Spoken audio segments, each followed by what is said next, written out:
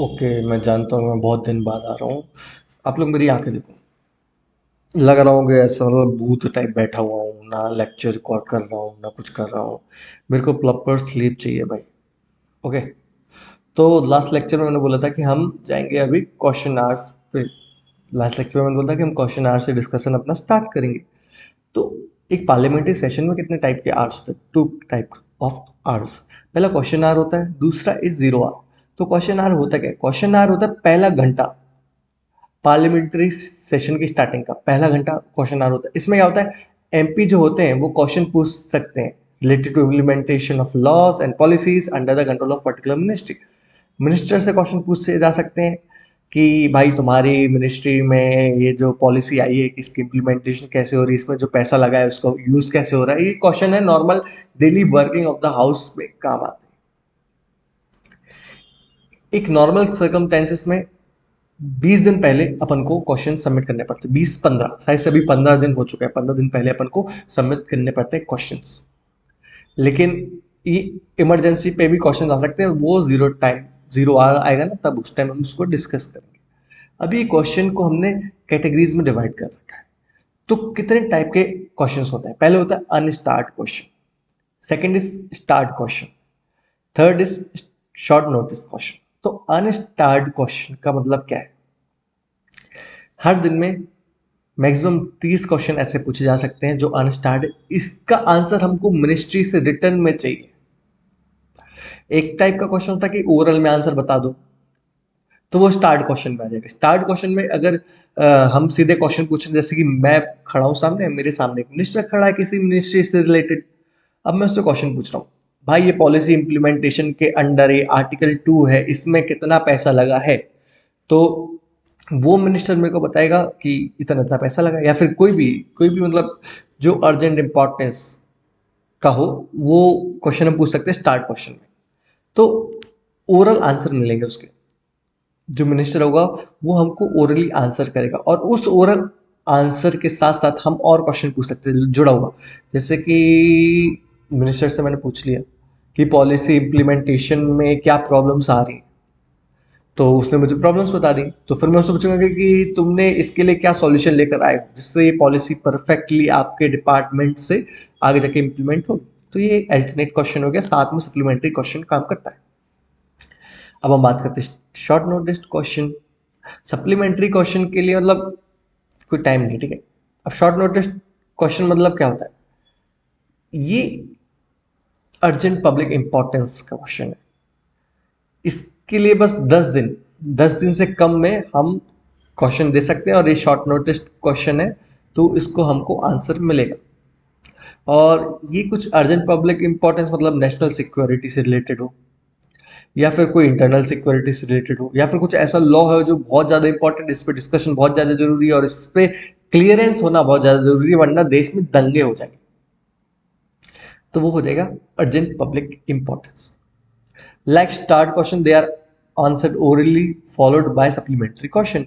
देखो starred question भी orally answered होते हैं, और शॉर्ट नोटिस क्वेश्चन भी ओरली आंसर्ड होते हैं। और इसके साथ साथ सप्लीमेंट्री क्वेश्चन पूछे जा सकते हैं कि भाई चलो नेक्स्ट, समझ रहे हो ना क्या बोल रहा हूँ? No such question have admitted in last 15 years. Sad story. क्योंकि जो क्वेश्चन पूछने वाले मिनिस्टर्स हैं उनको खुद कुछ नहीं पता है भाई, और जिसको पता है तो वो पूछ लेता है। लेकिन देखो 15 साल से अगर नहीं पूछा है तो उनको कितना ही पता है, और कितना लेजिस्लेटिव मतलब एडमिनिस्ट्रेशन में कितना ही शौक इन लोगों का कि या तो इनको बस ये बोल लो हवाबाजी करवा लो और दूसरों की ज़िंदगी बर्बाद करा लो। पॉलिटिक्स है भाई ये, और ये पॉलिटी है जो हम पढ़ रहे हैं। आपको पता है ना पॉलिटिक्स और पॉलिटी में कितना डिफरेंस है? कमेंट सेक्शन में बताओ। What is significance of question hour? हाँ, चलो क्वेश्चन आर हो गया। अब इसकी इंपॉर्टेंस क्या है भाई? क्यों पार्लियामेंट के हर सेशन के पहला घंटा क्वेश्चन आर से स्टार्ट होता है, फिर उसके बाद जीरो आर आता है, फिर उसके बाद जो भी चलता रहता है अपना काम। एक बात बताऊं, जीरो आवर से ना वो मिनिस्टर्स लोग बहुत डरते हैं, क्योंकि उस टाइम ना रैंडमली कुछ भी क्वेश्चन पूछे जा सकते हैं। तो ये लोग क्या करते हैं, अपने क्वेश्चन आर को एक्सटेंड करते हैं कि भाई जो रिटर्न अनरिटर्न क्वेश्चन है उसको पहले सॉल्व कर दो, क्योंकि इसके बारे में तुम प्रिपेयर कर सकते हैं। जो डायरेक्टली क्वेश्चन पूछ रहे हैं लोग, ओवर मतलब स्मार्ट पीपल जिनके पास दिमाग है वो डायरेक्ट क्वेश्चन पूछ रहे हैं तो उनके आंसर मिलना तो मुश्किल हो जाता है, तो वो लोग 0 आवर से बचते हैं और क्वेश्चन आवर पे एक्सटेंड करने की कोशिश करते हैं कि टाइम क्वेश्चन आवर में खिंच जाए। तो इसका सिग्निफिकेंस क्या है?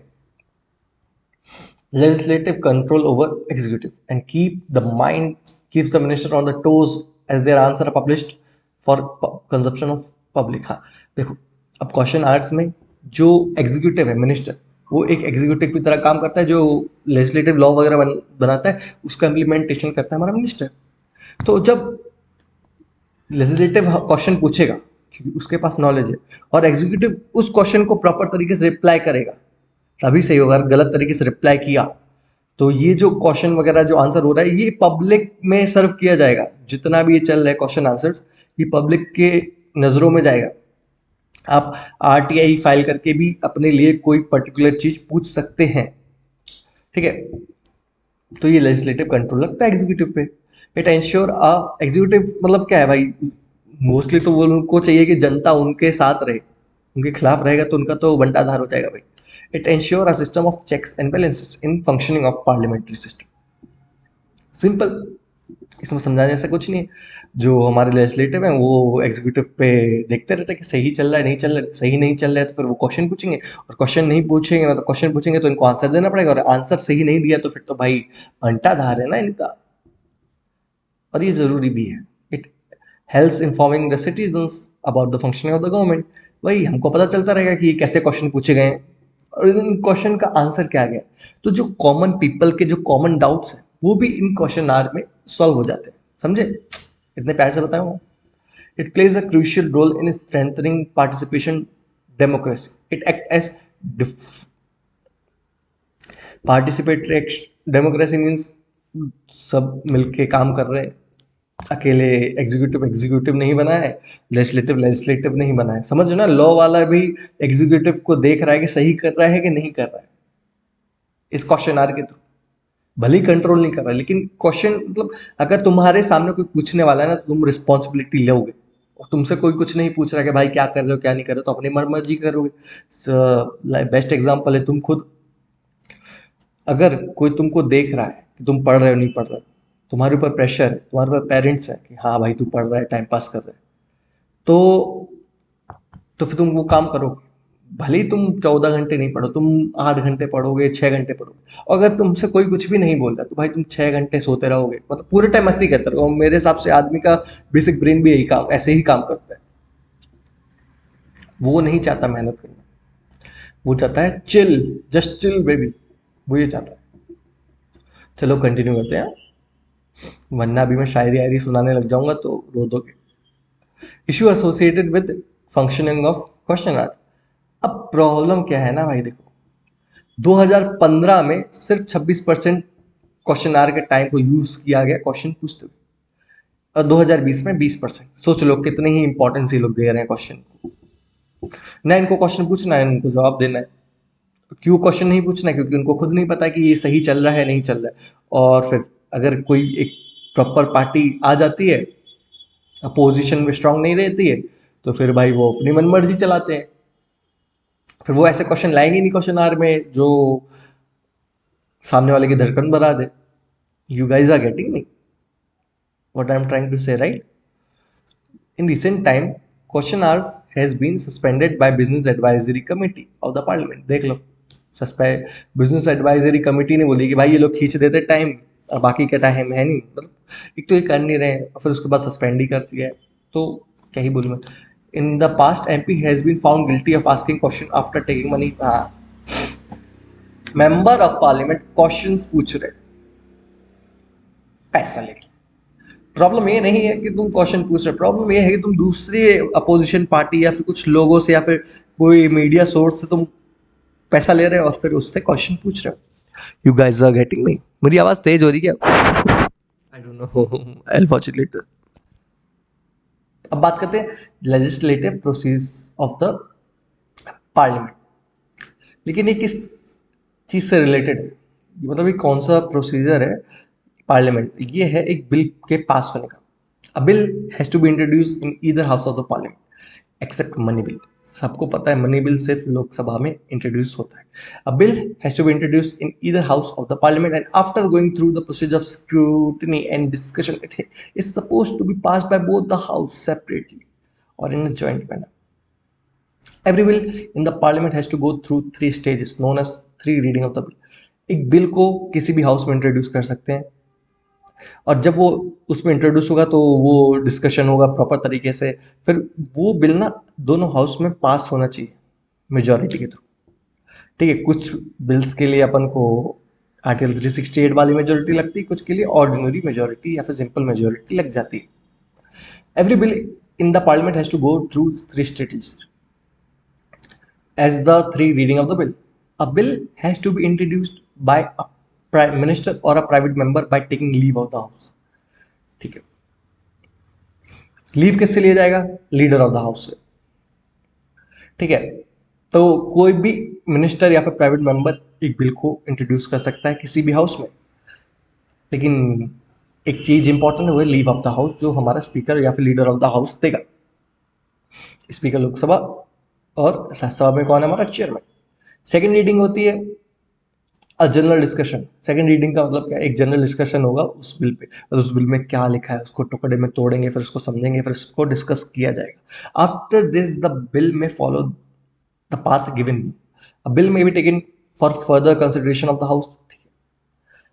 डिस्कशन हुआ और उन लोगों को लगा कि भाई इसमें कुछ इशू है तो इसको और प्रॉपर तरीके से डिस्कशन की ज़रूरत है, अभी टाइम कम पड़ा तो उसको और डिस्कस कर सकते हैं. A bill may be send to the selected committee of the house. अभी एक हाउस है, रीडिंग हुई, अब वो हाउस के पास इतना टाइम नहीं है तो वो एक कमेटी सेटअप कर दी कुछ मिनिस्टर्स और कुछ ऐसे मेंबर्स को जो उस बिल से रिलेटेड इंपॉर्टेंट नॉलेज रखते हैं. और वो कमेटी बन गई तो सिंपल है, वो लोग अपना सॉल्व कर लेंगे, मतलब डिस्कस करेंगे. और third one is the bill may be send to joint committee of the parliament. अब बिल अगर डिस्कशन दोनों को लग रहा है, राज्यसभा लोकसभा दोनों को लग रहा है कि भाई इसमें डिस्कशन अभी भी जरूरी है, तो वो दोनों मिलकर एक कमेटी बनाएगी, वो कमेटी मिलकर एक सॉल्यूशन देगी और वो कमेटी मिलकर सॉल्यूशन देगी, उस पर इम्प्लीमेंटेशन होगा, मतलब उस चीज का इम्प्लीमेंटेशन होगा. इम्प्रूवमेंट का बोलेगी तो इम्प्रूव किए जाएंगे, रिमूवल का बोलेंगे तो रिमूव किया जाएगा. It's is not a big deal guys, it is very simple. Reason for sending the bill to committees: time limitation, expertise. MP with expertise will be part of the committee. ठीक है भाई, MP may put behind their political differences and work in the national interest as meeting of the committee happen in the close door. ठीक है भाई, देखो हमारे कुछ MPs तो हैं, जैसे कि शशि थरूर हो गए थे, मतलब फॉरेन मिनिस्टर वगैरह, काउंसिल ऑफ मिनिस्टर्स के जितने भी है, ठीक है. कुछ लोग तो बहुत नॉलेजेबल है और कुछ लोग बिल्कुल शून्य बटे था सन्नाटा. ये कुछ लोग कहाँ हैं? ये वो लोग हैं जो सिर्फ रिलीजन, कास्ट, ये डिफरेंसेस क्रिएट करके ऊपर कुर्सी में पहुंचे. तो उन अनपढ़ गवार लोगों को संभालने के लिए हमारे तुम्हारे जैसे लोग पढ़ते हैं, और जब हम पढ़ते हैं तो तब हम उनको अपनी राय देते हैं, क्योंकि तभी तो देश चलता है. अगर उनके भरोसे देश चला तो बेड़ा गर्क हो जाएगा. क्यों कांग्रेस को लोग क्रिटिसाइज करते हैं? क्यों? छोड़ो, वो भी अलग टॉपिक है.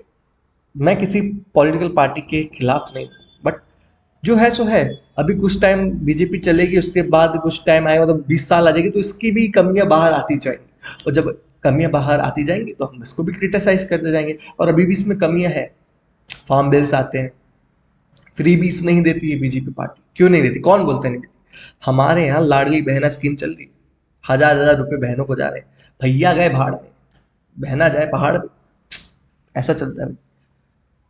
सब देती, सारी पॉलिटिकल पार्टी ऐसे रेवड़ियां देती रहती हैं. फ्री का चंदन घिस मेरे नंदन, लोगों की आदत भी है. और जो कमाने की सोचता है, मेहनत तरीके से कमाना चाहता है, उससे तो भाई कुत्तों ऐसे काम करवाते हैं और फिर टैक्स के रूप में पैसा ले लेते हैं. 8 लाख से ज़्यादा हुआ तो तुम्हारे 2 लाख जीएसटी में, मतलब जितना भी टैक्स है उसमें चले जाएंगे. 10 लाख से ज़्यादा हुआ तो तुम्हारे 3 लाख चले जाएंगे. 14 लाख से ज़्यादा हुआ तो तुम्हारे 4 लाख चलेंगे. भाई, कमाई क्यों रहा है यार? और एक वो बैठी है finance minister, I don't know what she is doing. बस मिडिल क्लास लोगों से पैसा ले लेके अमीर बनना है। कभी मैंने किसी पॉलिटिकल पार्टी को रोड टैक्स देते हुए नहीं देखा। ये जो मिनिस्टर्स इधर उधर घूमते रहते हैं, वो देना भाई। असली यूज तो वो लोग करते हैं इस चीज का। वो तो करते करते उनके पूरा खानदान बैठा रहता है फ्रीली, कि मिनिस्टर जा रहा है, मिनिस्टर के हैं रिलेटिव हैं, और फिर हम हमारा पूरा खानदान जाएगा आराम से फ्रीली, कोई टैक्स वैक्स नहीं लगेगा, क्योंकि हम मिनिस्टर के लौंडे हैं।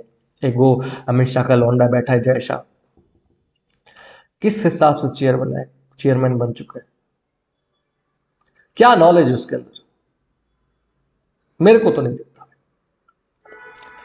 वैसे ठीक है, अब उसके बाप ने इतनी मेहनत करी है तो वो बच्चा भी कुछ, चलो छोड़ो छोड़ो छोड़ो।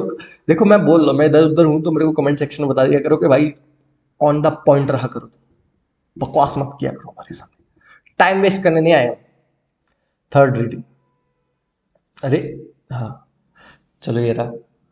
Committees may prepare the report that may become the basis for the discussion of the Parliament. The bill may be taken for the further consideration of the House. Clause by clause discussion may take on the bill, and the member may suggest amendment to various clauses that would be put to vote of the House. Some amendments are adopted, some are dropped. वही committees कुछ recommendations देगी, कुछ लोग कुछ ये हमारे house of the parliament adopt कर लेंगे, कुछ ड्रॉप कर देंगे और इम्प्लीमेंट करके इसको आगे भेज देंगे। थर्ड रीडिंग में क्या होता है? The entire amendment is put to the vote of the House. The bill is transmitted to second House of the Parliament. In the second House, the bill goes through the same procedure and of the three process. मतलब वही पहली reading हुई, general discussion हुआ, second में फिर proper तरीके से discussion हुआ, और फिर कमिटीज वगैरह बनाएगी, कमिटी डिस्कस करेगी, थर्ड रीडिंग में इसको वोट ऑफ द हाउस में डाल देंगे। अगर वो बिल किसी मनी वगैरह रिलेटेड है तो स्पेशल मेजोरिटी, और नॉर्मल बिल है तो फिर नॉर्मल मेजोरिटी से, ऑर्डिनरी मेजोरिटी से पास हो जाएगा, और वो होने के बाद उसको second house of the parliament में भेज दिया जाएगा, और वो सेम थ्री चीज़ों से जाएगा फिर, ठीक है। तुमको नेक्स्ट हाउस में भी वही होगा जो अभी इसमें होता। What will happen to the bill in case of dissolution of Lok Sabha? हाँ, अभी लोकसभा राज्यसभा, अब लोकसभा डिसॉल्व कैसे हो सकती है? या तो हमारा प्राइम मिनिस्टर रिजाइन कर दे, या फिर हमारा प्रेसिडेंट बोले कि हमारे लोकसभा को उड़ा दिया जाए, मतलब प्रेसिडेंट से हमारा प्राइम मिनिस्टर बोले कि नहीं, फंक्शनिंग नहीं हो रही लोकसभा की, अभी हमारे पास मेजोरिटी नहीं है तो इसको हटा दो, तब ये हो सकता है। ओके, मेरे को जॉन्डिस हो गया क्या? आई डोंट नो, पानी नहीं है। किस्मत देखो भाई मेरी, my God. Okay, a bill introduced in Lok Sabha and pending in Rajya Sabha will lapse, ठीक है, राज्यसभा नहीं लोकसभा। चलो ठीक है, एक ऐसा बिल जिसको लोकसभा में लेकर आया गया हो, वो प्रोसीजर के होने से पहले ही लोकसभा डिसॉल्व हो गई हो, तो वो बिल खत्म हो जाएगा, ठीक है। अब bill introduce and passed in Lok Sabha and pending for approval of Rajya Sabha on dissolution of Lok Sabha, वही पेंडिंग, मतलब लोकसभा में आया, लोकसभा से पास हो गया, राज्यसभा में पहुंच गया।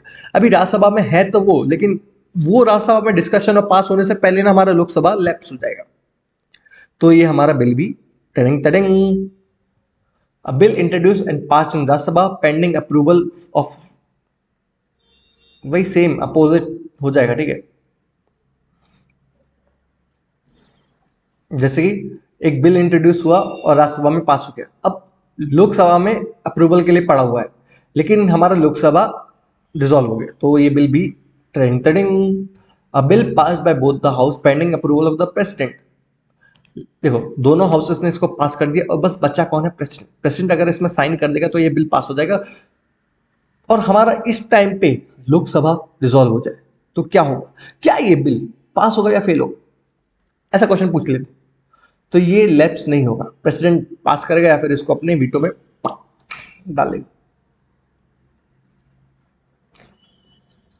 The procedure with respect to financial, अच्छा आपको समझ में आ रहा है what I am trying to से?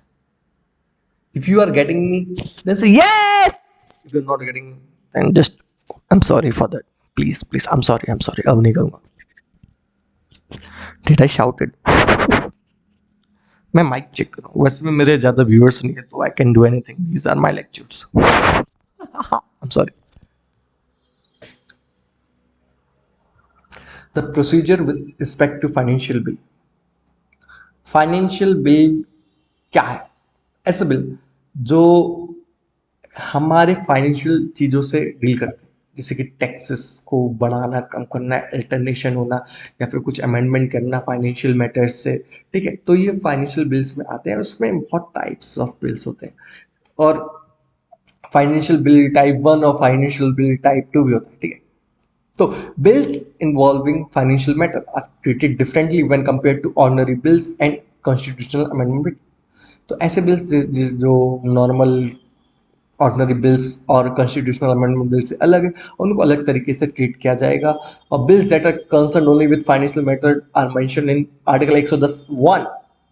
और आर्टिकल 110(1) बोलता है मनी बिल का।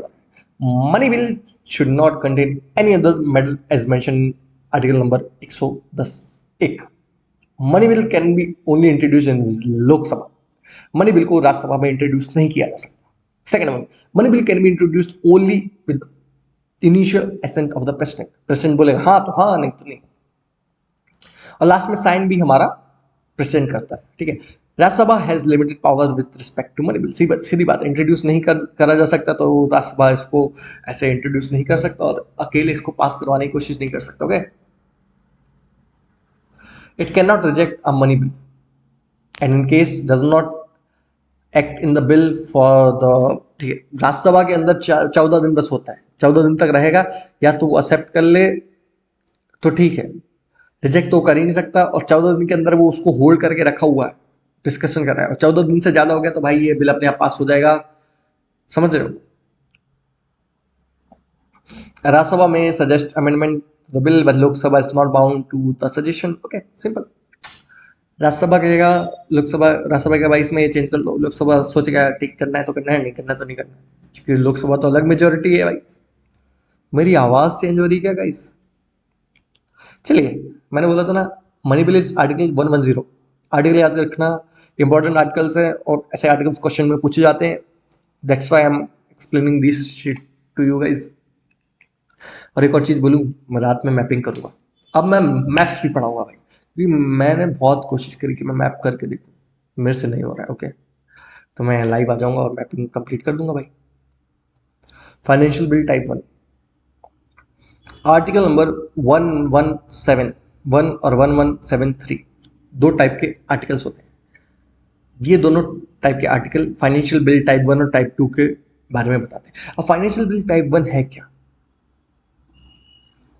एक ऐसा बिल जो लोकसभा में बस इंट्रोड्यूस किया जा सकता है। और फाइनेंशियल बिल टाइप 2 क्या है? एक ऐसा बिल जो दोनों हाउस में इंट्रोड्यूस किया जा सकता है। ठीक है, अब bill which contain only matters 1101 money bill से रिलेटेड हो, तो वो आर्टिकल नंबर 1171 में होगा। और 1173 में क्या होगा? Bill along with its main provision involve expenditure from consolidated fund of India. Financial bill type 2 क्या है? सिंपल, टाइप 2 इतना सा बस चीज ऐड कर रहा है, मनी बिल से तो है, लेकिन वो चीज़ तो है, उसके साथ साथ financial consolidated fund of India से पैसा निकालने की बात कर रहा है, तो वो हो जाएगा हमारा फाइनेंशियल बिल ऑफ टाइप 2। सीधा टाइप 1 में money bill, second one is related to consolidated fund of India से पैसा निकालना। ये किसी भी हाउस में मतलब समझ लो ना, किसी हाउस में इसको इंट्रोड्यूस किया जा सकता है, और इसके लिए हमको पहले से ही परमिशन चाहिए प्रेसिडेंट, क्योंकि consolidated fund of India is the major fund of India. तो उसमें से अगर तुमको पैसा निकालना है तो हमको प्रेसिडेंट की प्रियर परमिशन चाहिए। Okay, power of Rajya Sabha same S Lok Sabha. ठीक, अब प्रॉब्लम क्या है? Money bill 110, financial bill type 1 type 2 clear है? अगर है तो कमेंट सेक्शन में बता दो, अगर नहीं है तो फिर मैं इस टॉपिक पे अलग से एक वीडियो बना दूंगा if you want it. Okay okay guys, I think you guys are getting, जितने भी देख रहे हो, like share and subscribe. Okay, issue related to the passage of the money bill.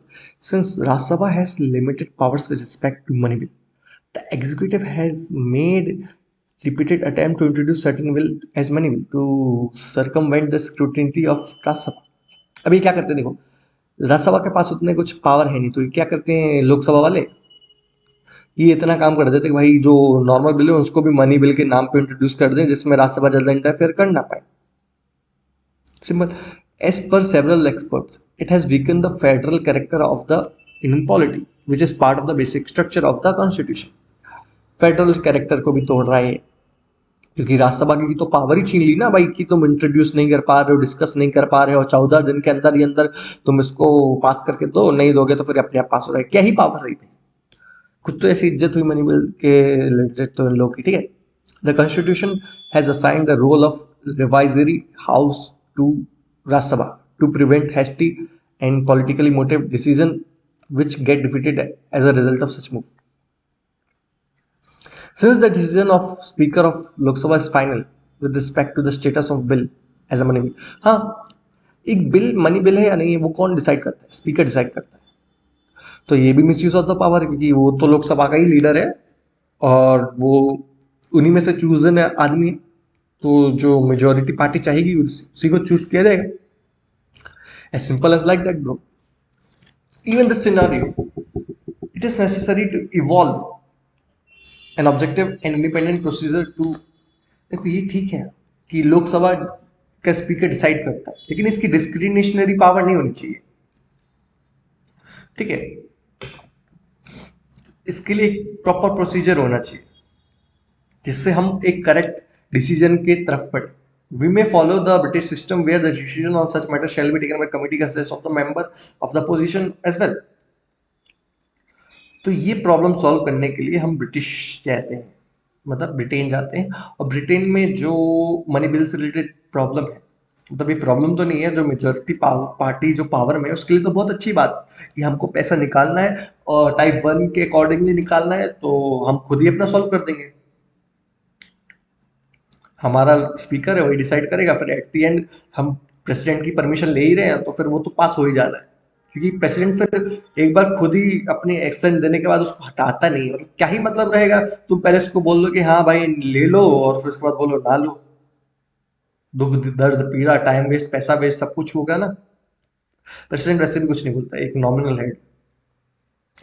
We may follow the British system where decision, ठीक है, हम British system को follow कर सकते हैं जिसमें अब एक कमिटी बना दी जाए जिसमें जो मेजोरिटी पावर मेजोरिटी वाले भी हो और माइनॉरिटी वाले भी, तो इसका सॉल्यूशन आसानी से निकल आएगा।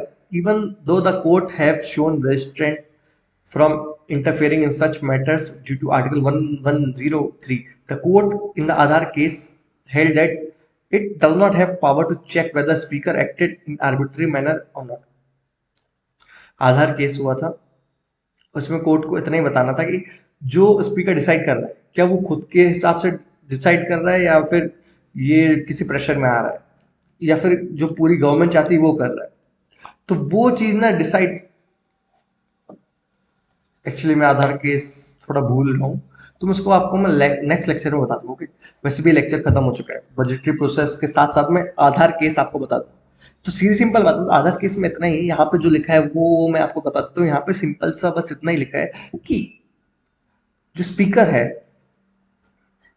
जो काम कर रहा है वो आर्बिट्री मैनर में कर रहा है या फिर कोई मतलब एक सर पे जवाबदारी के हिसाब से कर रहा है, वो कोर्ट डिसाइड नहीं करेगी। ये आधार केस की वर्डिक्ट थी, ये हमारे कोर्ट ने बोला उस टाइम पे, ठीक। However despite judicial review there is an urgent need to bring such reforms. Okay, ये लेक्चर हमारा खत्म होता है। अब आप बेसिकली जिस चीज के लिए यहाँ पे हो, सेल्फ टेस्ट खुद को चेक करो भाई। With reference to money bill ये आंसर है, मतलब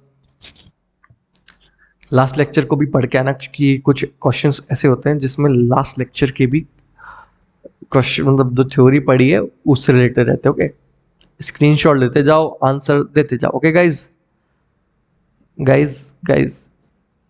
gate these answers, comment section में बताओ भाई, आंसर्स लिख के बोलो। Bye bye.